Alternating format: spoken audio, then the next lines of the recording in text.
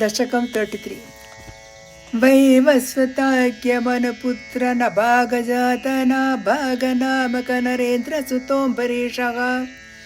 सप्तार्णवावृतमगीदयितोऽपि रेमे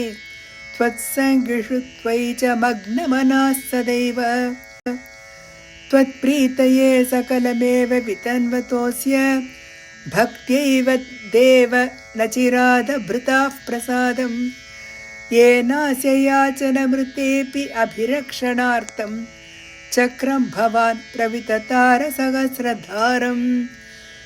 द्वादशी व्रतमतो भवदर्चनार्थं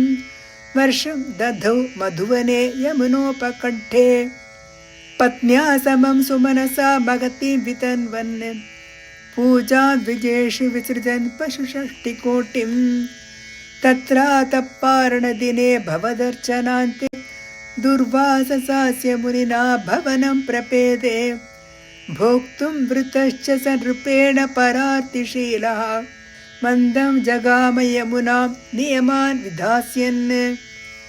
राज्ञा तपारणमुहूर्तसमाप्तिखेदात् वारैव पारणमकारि भवत्परेण प्राप्तो मुनिस्तत दिव्यदृशा विजानन् क्षिप्यन् कृतो धृतजटो वितता न कृत्याञ्च तामसि धरां भुवनं दगन्तीम् अग्रे विवीक्ष्य नृपतेर्न पदा च कम्पे त्वद्भक्तवाधमभिवीक्ष्य सुदर्शनं ते कृत्यानलं शलभयन् मुनिमन्वधावीत् धावन् शेषभुवनेषु भियास पश्यन् विश्वत्रचक्रमपि ते गतवान् विरिञ्चम् कः कालचक्रमतिलङ्घयतीत्यपास्तः शर्वं ययौ स च भवन्तम् अवन्दतैव भूयो भवन्निलयमेत्य मुनिं नमन्तं प्रोचे भवानहमृषे ननु भक्तदासः ज्ञानपश्च विनयान्वितमेव मान्यम् याह्यम्बरेश पदमेव भजेति भूमन् तावत् समेत्य मुनिना स गृहीतपादः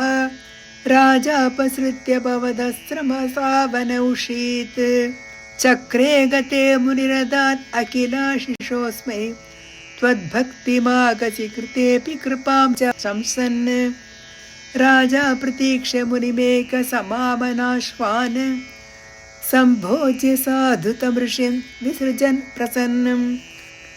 भुक्त्वा स्वयं त्वयि ततोऽपि दृढं रतोऽभूत् सायुज्यमाप च समां पवनेशपायाः श्रीहरये नमः नारायण किल गुरो भगवन् नमस्ते।